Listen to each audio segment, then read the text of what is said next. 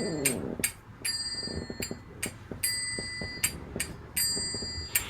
Radha Madhava Jaya Kunja Bihari Jaya Radha Madhava Jaya Kunja Bihari Gopi Jana Vallabha Jaya Girivaradhari Gopi Jana Vallabha Jaya Girivaradhari Yashodanandana Braja Jana Ranjana Yashodanandana Bhajana Ranjana Yashodanandana Braja Jana Ranjana Yashodanandana Bhajana Ranjana Yamuna Tira Vanachari Yamuna Tira Vanachari Yamuna Tira Vanachari Yamuna Tira Vanachari Jaya Radha Madhava Jaya Kunja Bihari Jaya Radha Madhava Jaya Kunja Bihari Hare Krishna Krishna Krishna Hare Hare Hare Rama Rama Rama Hare Hare Hare Krishna Krishna Krishna Hare Hare Hare Rama Rama Rama Hare Hare Hare Krishna Krishna Krishna Hare Hare Hare Rama Rama Rama Hare Hare Hare Krishna Krishna Krishna Hare Hare Hare Rama Rama Rama Hare Hare Om Namo Bhagavate Vasudevaya Om Namo Bhagavate Vasudevaya. Om Namo Bhagavate Vasudevaya Om Namo Bhagavate Vasudevaya. Om Namo Bhagavate Vasudevaya Om Namo Bhagavate Vasudevaya. Jai. Reading from the Srimad Bhagavatam, Canto 1, Chapter 2, Divinity and Divine Service. We did 17, we did 18, we're on 19. Yeah. 1, 2, 19. This is one of the most, I think, powerful sections of the whole Bhagavatam. Is 1, 2, like 16 to 21. It's like a handbook for life. This whole section was quoted by Srila Prabhupada verbatim in his prayers from the Jaladuta at Boston Harbor. 1, 2, 19. Tada justamo bhava kamalupadayaschayi cheta iteranavitam stitam sabve prasidati. As soon as irrevocable loving service is established in the heart, the effects of nature's modes of passion and ignorance, such as lust, desire, hankering, disappear from the heart. Then the devotee is established in goodness and he becomes completely happy. I don't think we did verse 18. You didn't? I don't think so. Not according to my notes. Oh, Maybe you're right. Okay.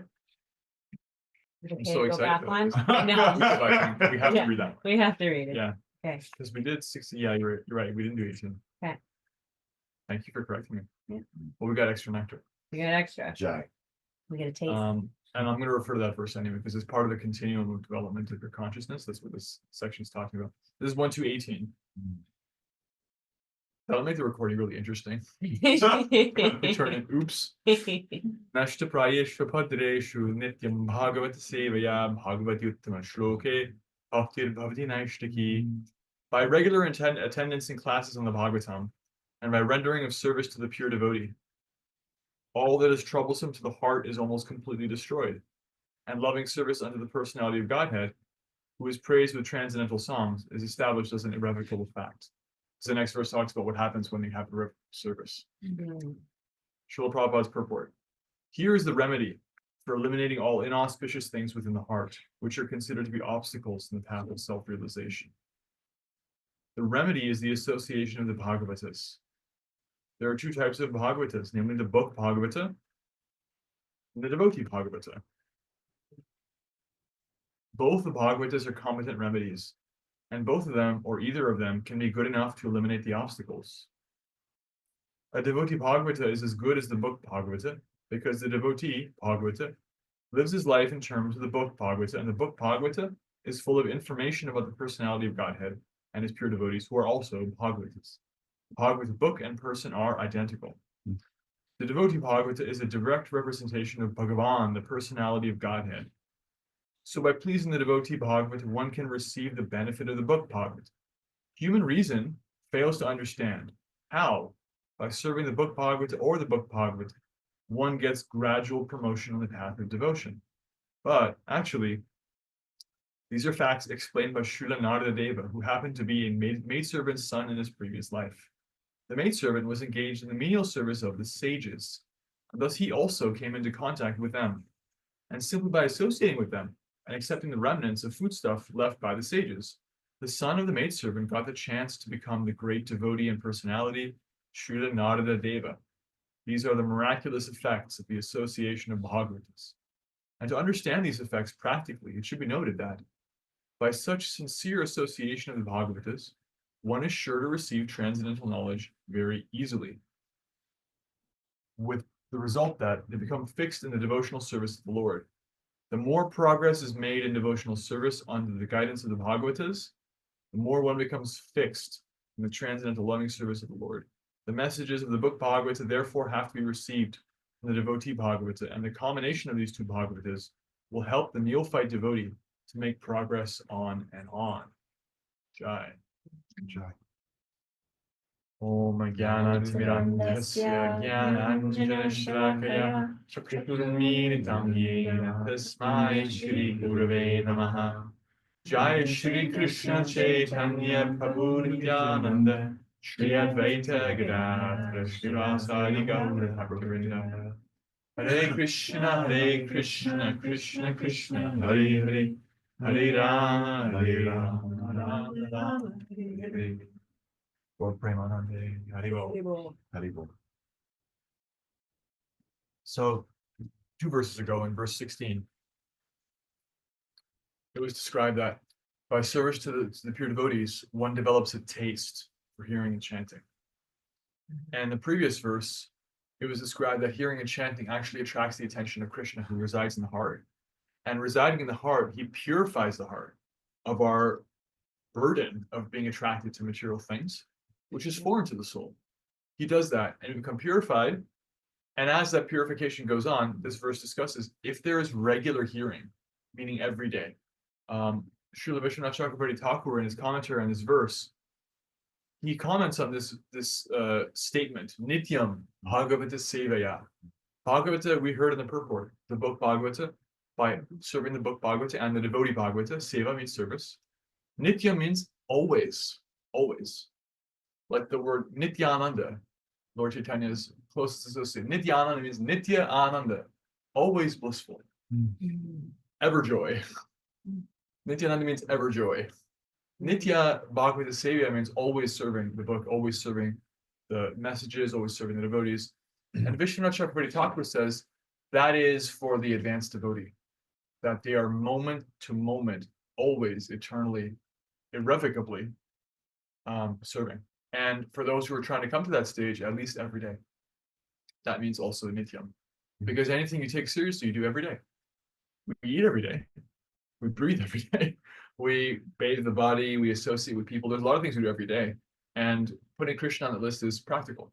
And what happens if you do that is, if you hear every day, which purifies the heart, if you serve the devotees every day, which purifies the heart, then all that is troublesome to the heart is almost completely destroyed. Almost completely, because this is part of a continuum of verses coming up to the stage of complete purification. So actually, having a daily practice is like 80%. It's almost completely there. You get so much advancement just by having a daily practice that you are like not going to compromise on. That means you have a minimum, and the minimum is whatever the minimum is for you. And the relationship is, I don't ever go below that. And if I do, I make it up the next day. And if I could do more, great. That's great. There's no maximum. There's no ceiling on your bhakti service. If you can chant 200,000 rounds tomorrow, great. If you can read a whole chapter of the Bhagavatam, you can do that. I've done it. Then great. If you can do both, and if you can cook a feast for Krishna and serve the deity and serve the devotees and write your thoughts for Krishna and distribute books and instruct and guide and whatever your capacity is, great. But always have a minimum and hit that, because that actually is the lifeblood of a relationship with Krishna, where it's like, I'm never going to come below this. We heard that actually. It's so amazing how Krishna arranges these things. The japa affirmation. What was it? I chant excellent rounds and I try to always maintain that. How'd it go? For those who weren't here for that, I think we all were here, but the YouTube crowd wasn't here for that. We had a japa period, and we always read this one chapter. I make excellent japa my standard and focus on continually improving.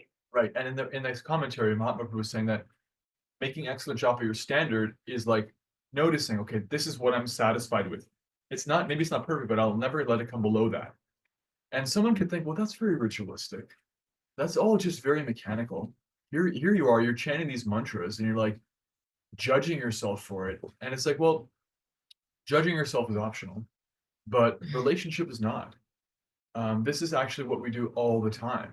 Can anyone tell me they don't do this in their relationships? If you don't do this, I mean, I really question how deep that relationship is, because actually it's practically unconscious. We're all like, okay, with those who are closest to me, maybe I'll have some slack with them, but I'll never come to the point of being so taking them for granted that I'll do this. You know, there's certain things we won't do in our relationships. And if we do, then we realize, maybe it's brought to our attention that that's actually not in your integrity. That's taking you for granted, you know? And that's exactly the same thing with our relationship with Krishna. There's no difference. It's actually the same. It's not mechanistic. It's not ritualistic. It's actually relational. It's like, I'm in a room with Krishna. He's taking his time. You know, if you call somebody and they pick up the phone and you're like, actually, you know, hold on a second. I just want to like check my phone a little bit. And oh, what's that smell? Is that a bakery down the street? You know what? I'm gonna call you back. I'm gonna go buy a loaf of bread. That smells really good. Maybe I'll offer it to you. Maybe I won't. You want some too? Maybe, maybe not. You know, this is like the ins and outs of a relationship. There's certain things we can do where it's like we're not attentive, or we are attentive, and it's actually not meant to shame us. It's meant to actually inspire us. We get to call Krishna. We get to have him on the phone, and he picks up. Everyone's talking about like, does God even exist? Like, what is this world? And here we are, we're saying, actually, here's a hotline. And all of these standards and verses like this are not shame or pressure or burdens or tasks or obligations. We don't have to do this. We get to do this. We get to be with Krishna. And if you want to have a vibrant relationship with anybody, then you got to understand you can't come to below a certain level. You can have a certain level of familiarity where it's like, there's a little bit taking each other for granted. Arjuna says that in the 11th chapter of Bhagavad Gita. He says, because they're friends. Arjuna and Krishna are friends. He's actually in Sakhya Rasa. He's an intimate friend of Krishna. When he sees the glory and majesty of the universal form, he comes out of his informality into a place of like Oh, yeah. I was dealing with the totality of everything, and I've been taking it for granted. And Christian's actually like, no, you haven't. I love this informality. But there's a way in which, at least in our developing of a relationship, you want to make sure you don't take anybody for granted and come below stage of like, that's actually like, I don't want to go below that, whatever that is for you, you know? And so with the japa and the hearing of Bhagavatam and service, having some daily practice is that we get to decide like what is actually something I can hit every day. And that's our offering. We're giving Krishna like a Christmas present every day. Here you go, Krishna. Happy birthday. Happy Merry Christmas. This is for you. This is our gift to you. We get to do that. And he's like, oh my God, really? Every day. He's so overjoyed by that. And that is so potent that bhakti is established as an irrevocable fact through that daily practice. And then, sneak preview of the verse that I read by accident, the next verse. When you do that, then rajas and tamas get purified. The heart gets purified of the lower things, which is really wonderful, because then you get established in sattva, stitam sattve prasidati, become naturally happy and joyful. This is part of the progression of coming to the stage of natural joy. The soul is joyful, and at the same time, in the modes of nature, or in material consciousness, or obsessed with the details of the world, there's unlimited things to be anxious about. There's unlimited things to worry about, unlimited things to be distracted by. I mean, first and foremost, we're in a decaying meat suit, not to be too blunt on a Friday morning, but we're walking around in a machine that's not us and is continually falling apart at every moment and is destined to be discarded at some point. And if you think you are that, I feel so much compassion for you and for myself, because I also think that sometimes. And you know, it's not a fact. We're not that. We're in that. That's our vehicle. And we're not any of our situations. And all these things, those realizations can come when we're hearing regularly. We have to hear that we're not our body. We have to hear it daily, actually. We do. Even if it's just pausing for a second and reminding ourselves, I'm a servant of Krishna. You know, there's this verse by Lord Chaitanya. It's attributed to him. He says, Naham vipro nachanarapatir napi vaishyo na shudro, naham varni nachakarapatir novanastoi. I am not Brahmin. I'm not a Kshatriya. I'm not a Vaishya. I'm not a Shudra. So I'm not my tasks. I'm not my job. I'm not my social position. I'm not my spiritual like level of how I'm serving. I'm not a brahmachari or a grihasta or a renounced person or a more renounced person. I'm none of these things. Kintu prodin nikila paramananda purnamar gopi partu padikamayor dasa das anudasaha. However, I am only and eternally the servant of Krishna, who is the joyful maintainer of the gopis. You know, we're the servant of his servants. That's who I am. I'm not a male. I'm not a female. I'm not neither. I'm not old or young. I'm not in between. I'm not short or tall or medium height. I'm none of these things. I'm a servant of Krishna. And if we can come to that, then it helps us. And that hearing process is necessary. Actually, it's necessary. We rely on that. If we don't hear the Bhagavatam, if we don't associate with devotees, we don't get that message. And although it's manifestly true, we can experience the truth of that message. What's also true is that we're in a river, and a river means there's movement. We're in a river of material nature. If we don't actually resist that flow, we just kind of sit there, we will get swept downstream. There is no standing still. You're either resisting that current, and then you're upright. And when you're upright, you're in your like real self, or you're not resisting it. You're not remembering who you are, and you will get pushed. So at least daily practice.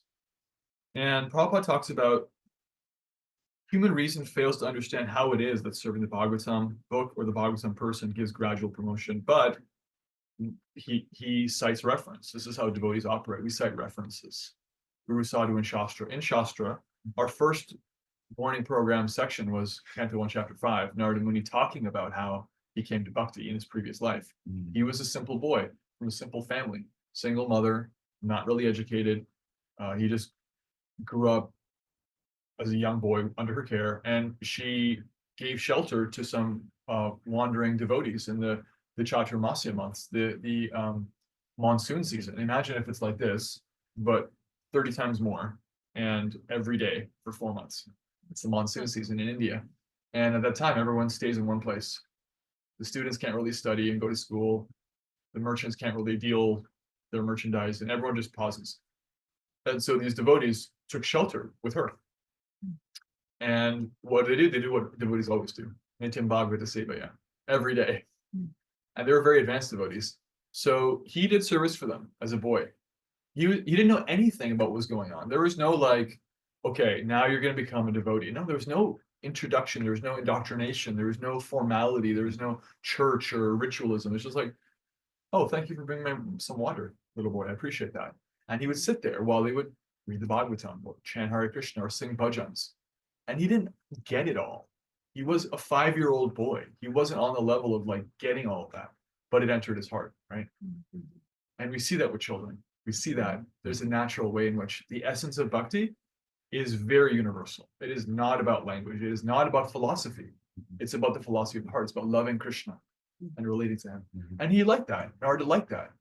And he says in that section, I took with their permission, the remnants of their food. And by doing so, my heart was purified. And that which distracted me from Krishna was eradicated. I developed a taste for bhakti from that and from serving them. He didn't even read Bhagavatam every day, but he served a devotee Bhagavata every day because that was his capacity. Be a simple servant, 5-year-old boy. And he became Narada Muni by that. So much so that when his mother passed away very shortly afterwards, and he was orphaned in the world with nobody to look after him, he thought, well, I have the mantras that they gave me, and I've heard that the Supreme Person is everywhere, so I'll go find him. And he did. Krishna appeared to him. So this darshan is available in these mantras. These are divine mantras. They're coming from the Lord. They're coming from his devotees. They're coming through his devotees. The Maha Mantra is coming from his devotees and through his devotees. These are all actually touchstones for us. And we get to tap into that every day. And we get to have the heart purified. We get to develop irrevocable service. Irrevocable means you can't call it back. You know, the damage is done. As my guru says after a good session of hearing and chanting, there it is, the damage is done. Can't take it back. Whatever you do in bhakti, it's irrevocable because it goes into your eternal bank account.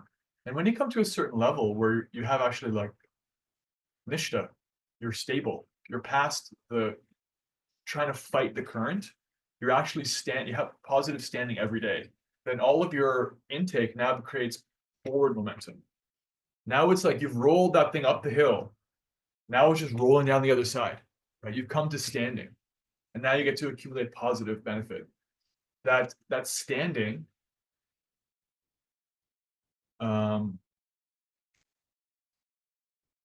Naishtaki. Naishtaki is revocable. Naishtaki is like the same root as the word nishta, because you have some standing, you have some status. In fact, the word sta, the Sanskrit verbal root sta, is the root for stability, stand. It's an Indo-European dhatu, verbal root. Is where these words come from. It's stability, standing. Sta, nishta. You have standing. So you come to nishta. You come to this place where it's like, now you're not fighting just to remember every day. You remember. You are that. You're stable. Another word that comes from that stuff. Steady, probably. And it's irrevocable then. You cannot be called back. You're a devotee. Some days you're more a devotee, some days you're less, but you're always a devotee. And that's a beautiful place to be. It's a glorious place to be. And from there, you get to deepen.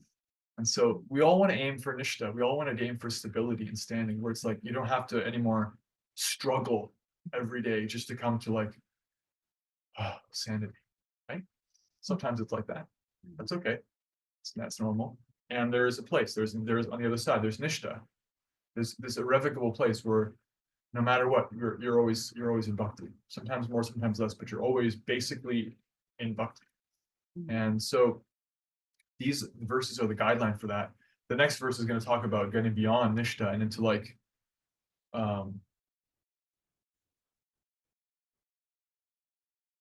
asakti, ruchi. Ruchi means like positive taste. Asakti means like actual attachment. You know, like we have attachment for things materially.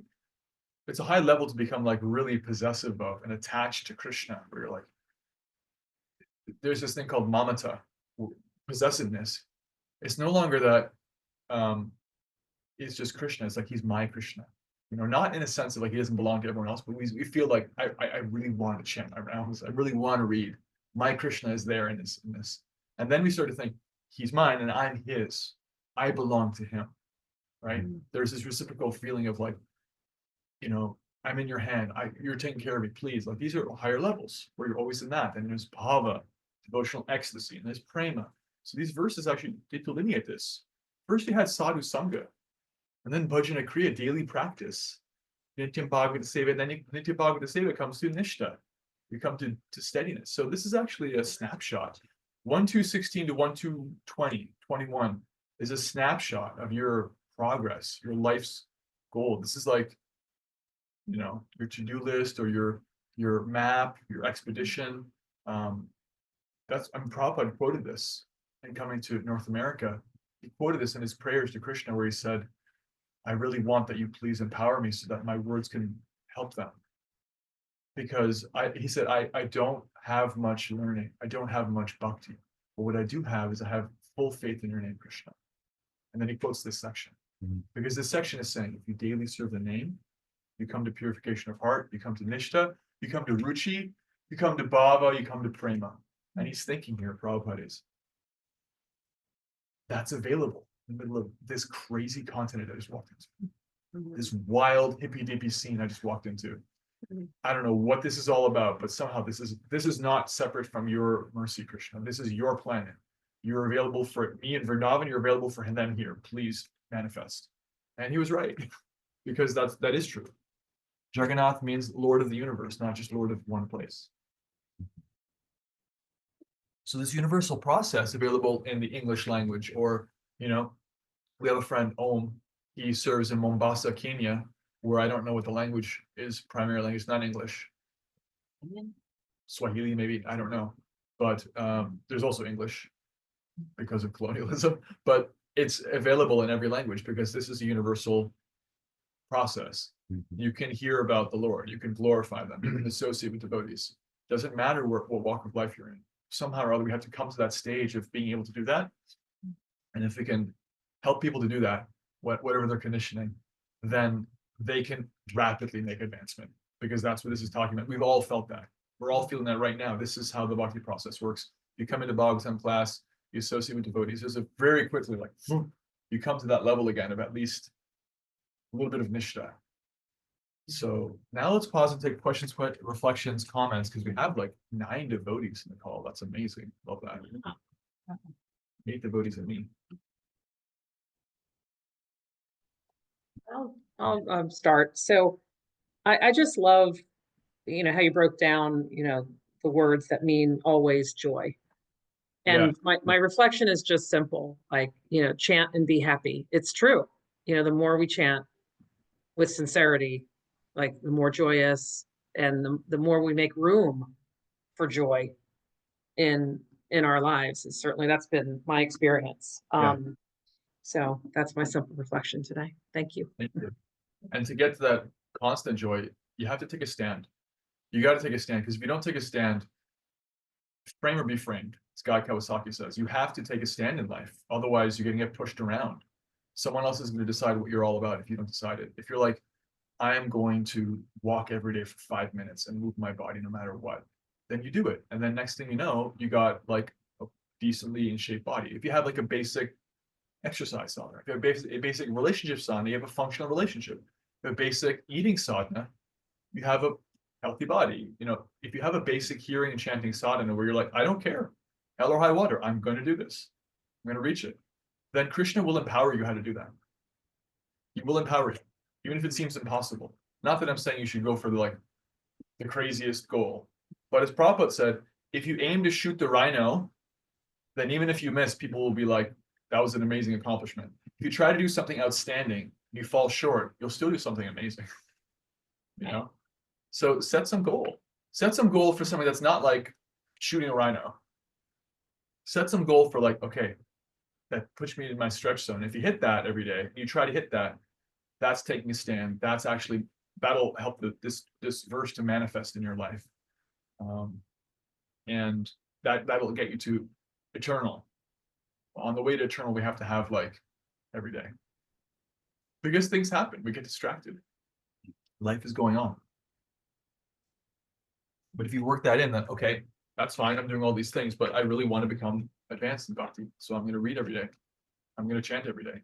I'm going to try and increase that qualitatively and quantitatively over time under guidance. It really works. And the beautiful thing about being in the modern day is so you can receive YouTube, there's Yeah. lectures, there's Bhagavatam classes, Yeah. there's, you just put in your earbuds and push play and go to work or do whatever you're doing. So that's the mercy of this modern Kali It's true. Yuga, is that we have all this technology that we can utilize to deepen our devotion. Little known fact, YouTube was actually invented for Bhagavatam classes. They don't know it, but that's actually like totally available. I actually was preparing for this class and I thought, well, last couple classes I've had to reference a verse I couldn't find. So I thought, well, why not bring my phone with me? I'll turn it off. I'll put it in my pocket if I need to. I've got a really good app for that. If you use Android, I like to use the Gita Base. Google up Gita Base. They have a website. You can download the app for your phone. It's an excellent app. And if you give a donation, which you don't have to, you can have this tool where you can like look up words and find any shastra, any verse that has that word. If you're like, I know a verse that has like that word or that idea. I looked like a genius for a while when I was a monk because I had that on my phone. And in classes, people would be like looking for reflections or asking for a verse. And my service was to cross-reference things. I love that. It makes me so happy. I love looking stuff up. So I use that app. I had my phone there in class, and here I am in the middle of a Hare Krishna temple in robes and tilak, and I'm like with a smartphone. And someone could say, like, what are you doing? You're no monk. And it's like, this is actually Krishna's energy if you use it properly. You got to make sure you're not getting on other things with it. But if you use it properly, it's 100% Krishna's energy. So tune in. There's a million classes online. We have people listening online right now. We have YouTubers listening, separated by time and space from this, and it's available. So go for it. Stacey. Yeah, this is my first time joining you. And well, one, I felt like I was in a temple. Like I felt like I was in a Mangala Arti, which like just puts joy in my soul. It puts Krishna in my soul. Yeah. And then reading this verse and chanting rounds before, chanting rounds during the class, chanting rounds after the class, and reading the Bhagavatam in between, and glorifying while we sing for the Mangala Arati. Like my day can't start any better than this. This Yeah. is, I found that I have bookmarked, like back-ended my week where I'm reading the Prabhupada Lila Mrita.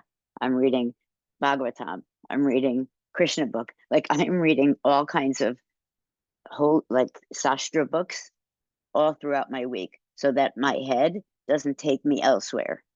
Amazing. Yeah. So that's how I'm working, and it's making me very, very happy. Thank you. It's a transcendental drip system. If you're a gardener, you're gonna have a little drip system. You got to keep your plants hydrated, right? There's always like the thing of making sure they don't get too much water, enough water. Thankfully, in this context, there's no such thing as too much hearing and chanting. You're never going to drown. If you do, it's a good thing. Like Prabhupada talks about, Lord Chaitanya talks about, like floating in the ocean of love of God. That's a good thing. That's to aim for. So too much is fine. But it's a drip system where we do this lifestyle engineering thing. We try to organize our time, organize our day, organize our space, organize our habits, organize our association in such a way that you get your results. This is actually what effective people do. Effective people like plan out their next day the night before, put their clothes out, they have a plan, they know what they're doing, they know where they're going, they've got their paraphernalia. They don't associate with people who are just going to drag them down, complainers, people with bad habits.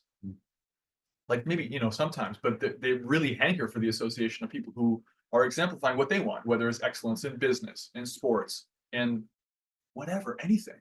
They have that. This is like, these are principles for life. So if you engineer your life in this way, you have that drip system where it's like, oh, I gotta go. Sorry, Maya. Sorry, television show. Sorry, temptation. I got it. This Krishna book class right now. I really want to be there. I said I'd be there for that. It's like if you work in a gym at the change of the year, there's always like this upsurge of people coming in because they make vows. What's it called? New Year's resolutions, where it's like they want to come and get in shape. So they'll get like a week pass, month pass, year pass. And if you do that, put your money down, you'll follow it. Cause like, I already paid the money.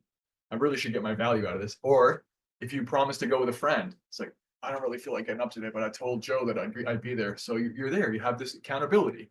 And so this is engineering. If you engineer your life in such a way that somehow or other you're dragged, even unwillingly, into what's good for you, then you wake up and one day you're like, wow, I'm really fit. Like, I'm actually kind of stacked or whatever. So we're all about spiritual fitness here. This is a spiritual fitness culture. We're all about getting that spiritual joy. And so we're just creating lifestyle engineering, a drip system to get what we need. Mm. And it's the same thing successful athletes or humans have, just organizing your time, your people, your space, your day. So you get what even if you don't want it at the time, if you're like ahead of time, like, no, that's gonna be good for me. And I can manage that, then slot it in. And it just works. I appreciate how you spoke about how our sadhana is our touchstone. And that I think 80% of our purification comes from our sadhana of hearing and chanting. Papa said more. He said 95% of our progress comes from japa or something, 90 something. But I use the 80-20 rule because 80% of your results come from 20% of your activities and basically everything. Your core, there's your core and explore. Your core activities in bhakti are always hearing and chanting and associating. Right. And everything else, serving the deities, like cooking for Krishna, everything else is like important and it's your explore. But your core practice is your fundamentals and you win with your fundamentals. Right. And that in knowing that, right, it's not meant to shame us, but meant to inspire us. Yeah. Not saying, oh, shame yourself if you're not doing it, but rather inspire yourself. Okay, this is going to benefit me more than, this is going to help me progress more than anything else. Totally. So like you just said, how do I shift my life or my schedule in order to make space for that spiritual hotline? Yeah. That's really interesting, that point of like not shaming, because people's criticism of religion or their criticism of any kind of group of people is often a criticism of an inferior form of culture. It's not what they did or what they do, it's how they do it. If they felt shamed, if I shame somebody doing the thing that's good for them, I could actually poison that thing Yeah. for them. Especially if you're dealing with children, like it's really important not to like, you have to do this. Yeah. The successful devotee parents we find is that they're happy devotees themselves. And their house is full of opportunities for service, one way or another. And young people are encouraged, like, hey, as much as you want. And they see their parents being joyful and happy and they get to just plug in. There's not like, now you have to sit down and no, you can't eat until Krishna has eaten. I know you're hungry, but you have to like ring the bell and follow all the things to the letter. It's like, no, feed them, right? So there's this accommodation for your audience so that there's not like a resentment. So what we find is people have resentment. They have resentment toward spirituality. They don't have a resentment to the practice of spirituality. They have a resentment to the process of being shamed. Like That's Catholic all it guilt. is. Yeah. It's guilt and shame. That's Yeah, all they have. guilt. So we got to like make it really clear to them. We're not here for that. Right. I have no interest in telling people what to do. I'm not getting off on that. There's no power trip happening here. If somebody wants guidance, great. I can offer it, but otherwise we're offering opportunities. You don't have to. You get to. You don't have to chant Hare Krishna. Nobody has to chant Hare Krishna. Everyone listen to this call or class. You don't have to chant Hare Krishna. Don't soundbite that. You get to. You get to chant Hare Krishna. Right. It's an opportunity. And we're just facilitating that. And I am personally trying to do that every day. I'm trying to get my drip system going every day. And it's been working for a few years. And so I'm trying to help other people do it because it makes them happy. And it makes me happy, to make other people happy. So we get to. And dropping all that, lower mode stuff of doing it for Rajas, or doing it for tamas, doing it for gain, doing it to avoid loss, or, oh, they'll judge me. I mean, I gave the example of like accountability, going to a gym. Oh, if I don't show up, then Joe will be really let down. There's a way in which that can help in the beginning. It's something. It's like it's a guardrail. It's like, but if you sign up for that, if you're like, Joe, I really want to get in shape this year. Can you help me by like being my accountability buddy, so that I will feel bad if I don't go to the gym, because I want that. I'm opting in for that. Yeah. If someone does that, they're signing on the dotted line. And if you're Joe, you're like, yeah, I can do that for you. I can be a bit of a bad cop for you, if you need that, if you're asking for it. Mm. But that's different than someone like coming down and like giving you a whole guilt trip about stuff without being asked. Right. But if you're ready for that, actually, it's not a bad idea to have accountability from devotees. It's actually an excellent idea, because that's a way people make advancement, either in a professional context, in an interpersonal context, with your friend, with your partner, just like, that's what we're here for. That's what Sangha means. That's also Bhagavata Seva. That's serving the person devotee. So, yeah. I'm talking a lot today. Mhm. Let's hear from you guys. I was just gonna say that, yeah, the daily practice is your daily practice. I know have a minimum and never go below this just makes me think about like, yeah, how simple it can be, or, you're creating your own, like you're creating your practice, so it's can be simple or however you need it to be for your day Yeah. too, so it fits in. And yeah, it was just good reminder to like hear that, and because I always want to do more, right? But I'm like, okay, what can actually fit in the day and everything. So Yeah, the having a minimum, make sure is a way to make sure that you don't get below that. And then the other thing that you want to do is periodically try to do more, because otherwise we would just stay at a certain level forever. And actually, when I first started chanting japa, I thought it was impossible. I thought, someone told me like, there are people on the planet who are chanting 16 rounds of this thing. I was like, ooh, are you crazy? 2 hours? How do you have time for that? And I got to know them, and some of them were full-time, 60-hour a week working, 4 kids having, married, paying bills people, and they do it. But they didn't do it overnight. That's what I'm saying, is that there was a point at which whatever we're doing now seemed impossible. Bhakti is actually an empowered practice. Japa is an empowered practice. So that's where the accountability, the guidance comes in, is like, if you're doing this much, and that's like your stretch zone, where it's like, okay, that's keeping me feeling like I'm trying. Then under guidance, you can see if someone can help you see if like when you're ready to go this much. And part of that is just trying it periodically. That's why our calendar is the way it is. We have these Ekadashi days, or we have like appearance days or holidays or Janmashtami. It's like, you know what? I'm gonna try and do a little more today and see how that feels. And you get a taste for what it feels like to do more. And even if you can't do it every day, you'll want to. And that's good, because it creates an attraction. And that also periodically checking in and reassessing helps us to gradually make progress, so that our practice of this expands. Because it is like also possible to put a ceiling on your bhakti artificially based on your conditioning.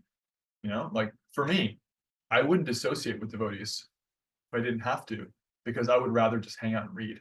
In a way, like if I left to my own devices, if I could define my own bhakti process, I would put more stress on sitting alone and reading than I would on associating with devotees. And in my bhakti process, I have to make sure I don't do that, because that's putting a ceiling on my spiritual advancement. And for other people, they have to make sure that they like read, or whatever your thing is, you have to like challenge yourself and be challenged. So both are true. Have your minimum, and also like push that artificial, because it is artificial. It's all material. The ceiling is all material. Push that ceiling. Yeah. We're actually like unlimited spiritual beings having a very limited material experience. Anyone not comment? Martin. Martin? Yeah, nothing too much here. Just I appreciated the reflection on the personal relationship part of this all. Yeah. And I recently just read through chapter 12 of Bhagavad Gita where he really goes into that. And it's just been a week of remembering it's like step one, remember that this is a personal relationship. And then it's step two, devotional service, right? It's like you kind of have to remember and really dig deep into the reason behind the devotional service. And it's good stuff. You know? Great. It's there's so much juice in that for me. And that's also part of the solution to fanaticism or like weird dynamics of shame or guilt is like, I don't have to chant Hare Krishna. I want to chant Hare Krishna because Krishna's there. I get to because he's actually making himself available. That whole thing I was saying about like he's picking up the phone. I mean, if we actually think about that before we chant, it's like, I want to plug in now. I want to be there for that. Yeah, that's- So it's not an external, it can be an external activity, but we're actually like trying to remind ourselves, as you're saying, first be personal, then put your practice into practice. It's like, yeah. And if you can't, then try to do it mechanically. And Krishna will wake you up from within that he's actually a person, and you'll hear something, you'll become aware. But if you could do it first, it's better. Save some time. Get more out of anything from life if you're really plugged in rather than just going through the motions. Everyone has spoken except for Tracy. No pressure. Well, when you said floating in the ocean of love of God, Yeah, that's an analogy that's That sounds commonly really- used. and like, just think about all of us, like all of the devotees that we, floating in the lazy river. Yeah, just being carried. And Lord Chaitanya talks about that, like rising and falling in the waves of devotion. The nectar of devotion is divided to the northern, eastern, western, and southern ocean or waves. There's this expression of like bhakti being prema arnava, a giant ocean of prema, and which has no shore. And we're just diving in. We're just like taking our first steps into it, but it's actually an ocean. So that analogy is coming from acharyas. Thank you. Well, I feel like we got our dip in that ocean. It's a good start to the day. And now we can continue. Srila Prabhupada ki jai. Jai. Bhagavatam ki jai. Jai. Mancha Kalpatarubyascha Paritanam Bhavanebhyo Vaishnavibhyo and Gaudiya Vaishnava Vrinda ki jai. Jai. Shout outs to our YouTube contingent. Have a great day, everyone. Hare Krishna. Hare Krishna.